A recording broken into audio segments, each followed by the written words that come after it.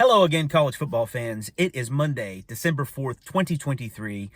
We have finished the regular season, I guess you could call it. We finished championship weekend. We have finished the current paradigm that the SEC is in with East and West divisions. And the way it began was with Alabama winning the Western Division and winning the SEC championship game. And the way it ends is with Alabama winning the Western Division and the SEC championship game. All of the missions for this season have been accomplished. We have 4 straight over Auburn, which is the first time in my life.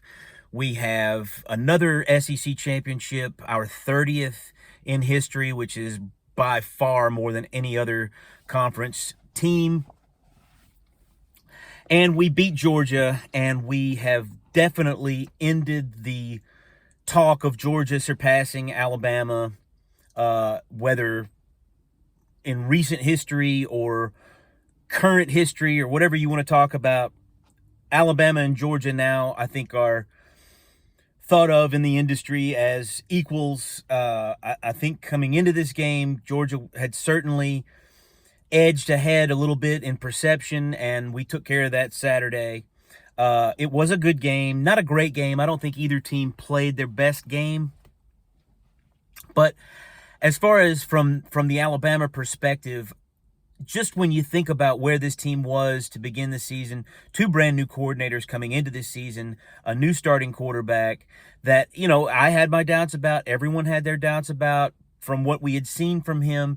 I mentioned it earlier in the season that I felt like, oh boy, we've got another running quarterback named Jalen, and I just hope it doesn't work out the way that it did. And, I talked about how Saban never tailors his offenses around quarterbacks, and it kind of looked like he had done that this year, but looking back, I don't think that's what happened.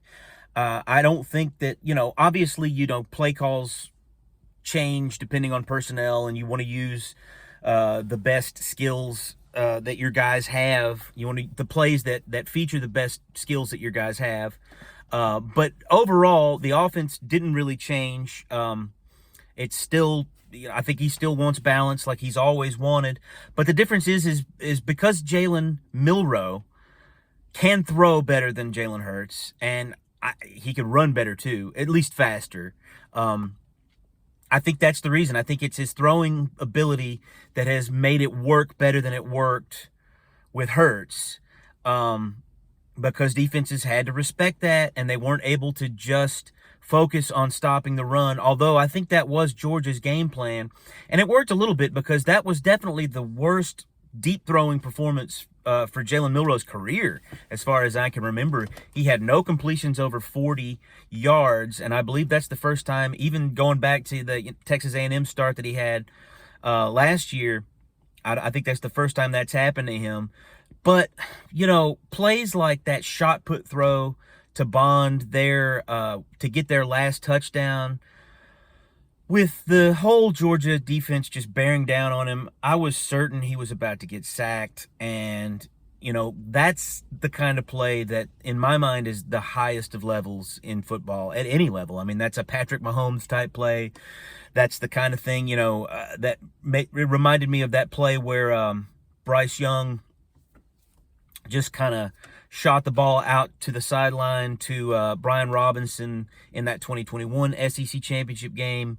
I mean, those are the kind of plays where it's not conventional, it's not pretty, it's certainly not how you would teach a quarterback how to throw a ball, but the ability to see what was happening and to get the ball out and get it to a fast, open guy. I mean, that's what you ask your quarterbacks to do in modern football nowadays. So Jalen Milroe's progression and the other big factor in this game was the offensive line. And those were the 2 question marks, the 2 seeming liabilities early in this season was Jalen Milroe and the offensive line. And those turned out to be the reasons we won the SEC championship game, the reasons we ended Georgia's 29-game winning streak, ended their 2-game national championship streak, and have gotten ourselves back on the top of the mountain, back in the college football playoff. Georgia's national championships national championship hopes are over, and that was certainly one of the main goals that I had for this team coming into this season because of the whole, hierarchy and perception of who the best is. And like I said, this is just going to the college football playoff is icing on the cake. Before I go into that, I want to say that I feel terrible for Florida State.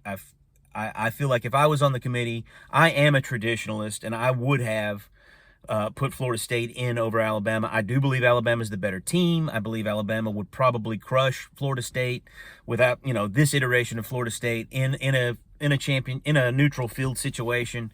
But going undefeated still means something to me. I mean, that's the name of the game, right? Winning the ball games. And I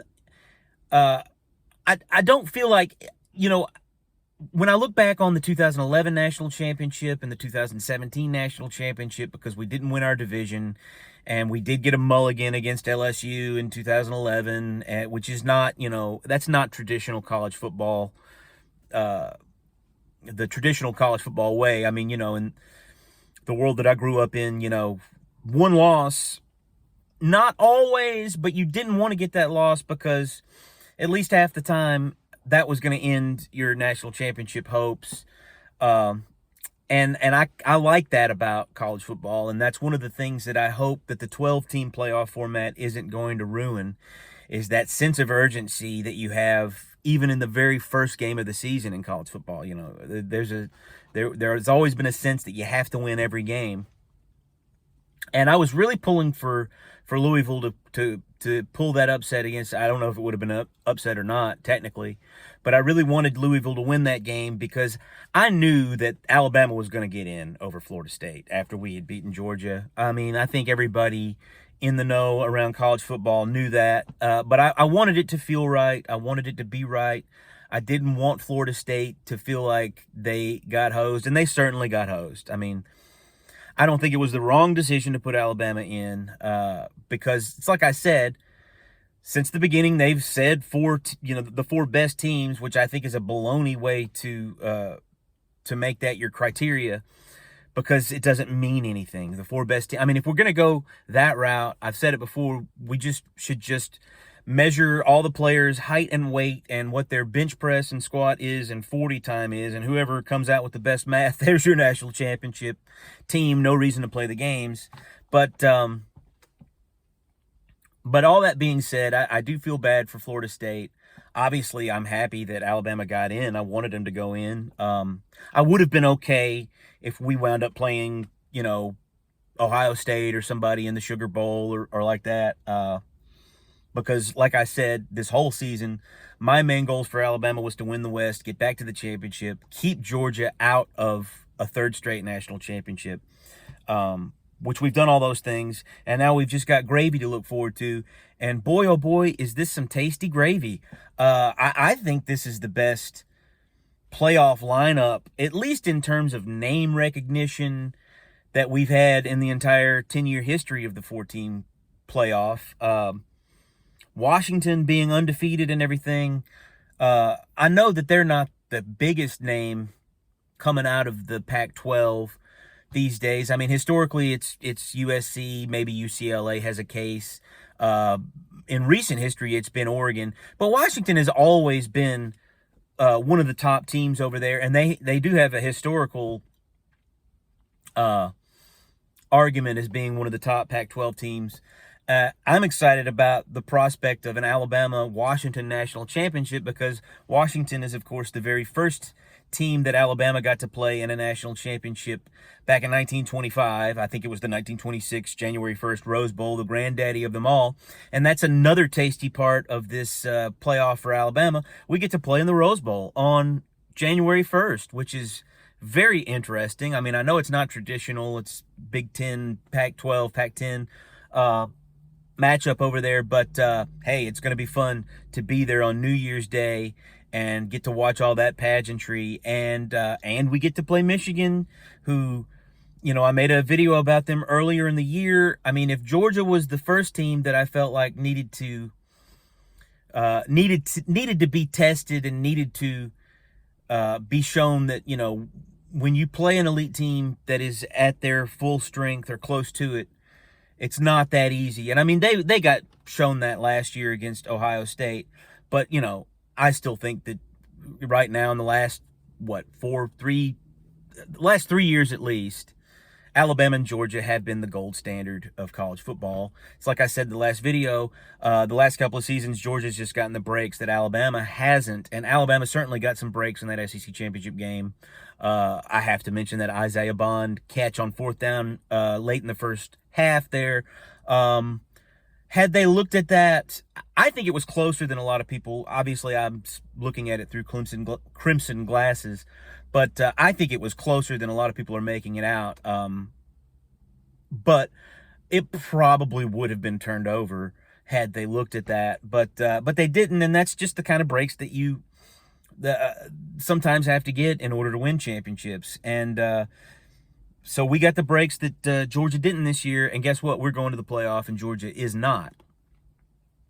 So, but back to Michigan. Very excited about that matchup. At first glance, I feel like it's a great matchup for Alabama. I personally think right now the team that I don't want to play is Texas, and for obvious reasons. I mean, if they beat us in Bryant-Denny Stadium, they can probably beat us on a neutral field as well. Yes, we are a different team. Yes, we are much better than we were then, but I still think that they probably have the best tools to beat us. So I'm really looking forward to this. I know that the rest of college football is, except for Florida State fans and maybe Georgia fans. It's going to be fun to see those teams get to play in the Orange Bowl. But yeah, I didn't really want to get too much into the game because it wasn't that great of a game. People are going to say it was a great game because it was close, but I don't feel like either team played their best. Alabama dropped 3 sure interceptions, and I think Georgia dropped 1 or 2 of their own.